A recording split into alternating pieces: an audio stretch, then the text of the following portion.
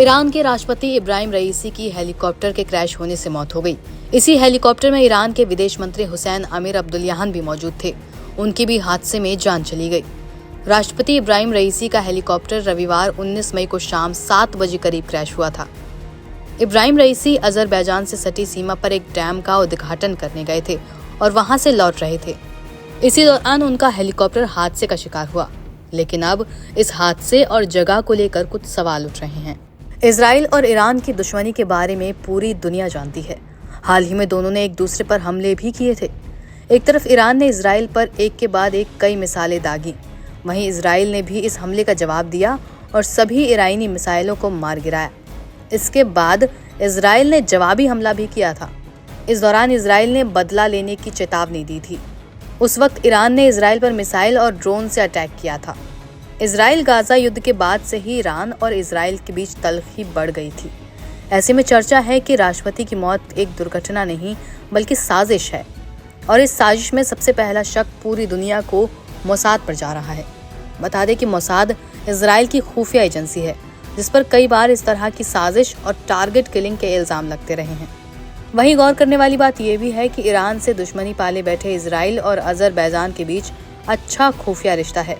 दोनों ही देश एक दूसरे के साथ खुफिया जानकारी साझा करते हैं। कल ईरान के राष्ट्रपति रईसी अजरबैजान से सटी सीमा पर एक डैम का उद्घाटन करने गए थे।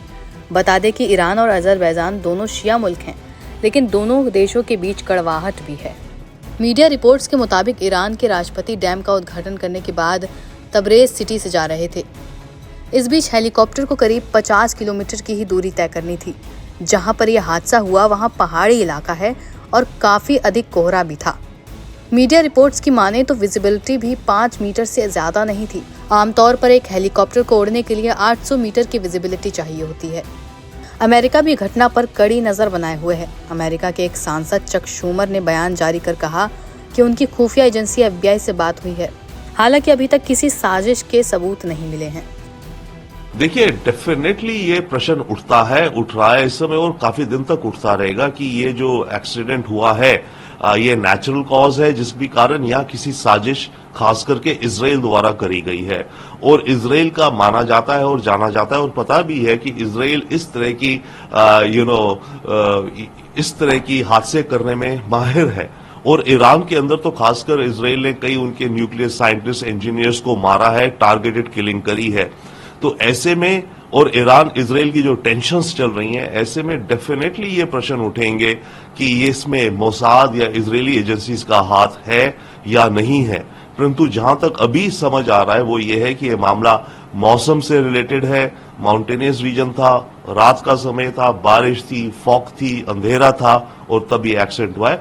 बट बिल्कुल यस, इस समय तभी तो दुनिया इस समय टेंशन में, अमेरिका भी इस समय टेंशन में सारी तरफ अगले 24-48 घंटों में कि कहीं ये ऐसा तो नहीं है ये साजिश थी इजराइल द्वारा।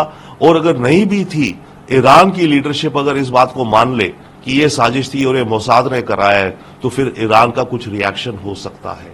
तो ये खतरा है अभी फिलहाल अगले 48-72 घंटों के लिए।